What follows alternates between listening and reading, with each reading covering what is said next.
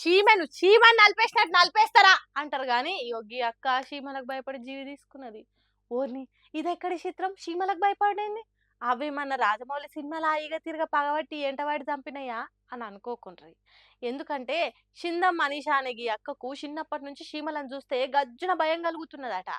కుక్క గడిచినోళ్లకు నీళ్ళని చూస్తే గజ గజ వణికినట్టు చీమలను చూస్తే గుండెలా గుబులు పుట్టే మైర్మోకోఫోబియా అనే బీమారు ఉన్నదట.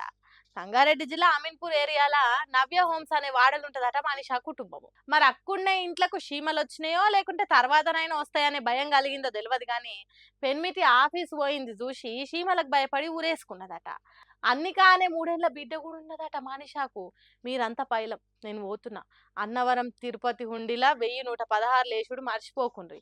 ఎల్లమ్మ తల్లికి వడి బియ్యం పోసుడు యాది పెట్టుకొని రాని కాగితం రాసిందట. అంత సరే గాని ఈ చీమలకు భయపడి సచ్చుడేంది.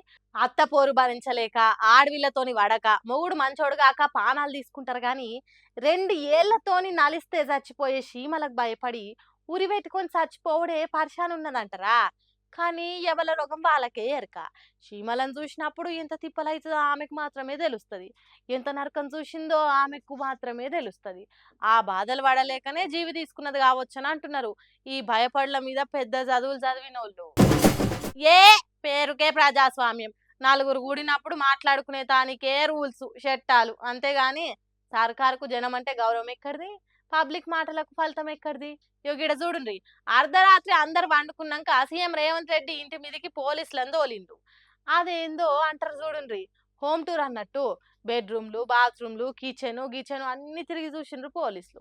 ఇంతకు ఈ ఇంటోళ్ళు ఏం నేరం చేసిండ్రయ్యా అంటే కాంగ్రెస్ సర్కార్ చక్కదనం ఎంత మంచిగా ఉన్నదో చెప్పిండట అబ్దుల్ వహీద్ అనే ఈ ఇంటి ఓనరు. అదే పెద్ద తప్పు, క్షమించరాని నేరము. ఉగ్రవాదుల కంటే ఎక్కువ అన్నట్టు ఇగో గిట్ల బందోబస్తు బలగాలు దిగినాయి. చిన్నలను పెద్దలను నిద్రలేపి ఇల్లంతా కలెదిరిగి ఆగమాగం చందన చందన చేసిండ్రు పోలీసులు. ఆఖరికి పోలీసులు దొరకబట్టింది ఏంటిదంటే పెద్ద గుండు సున్నా.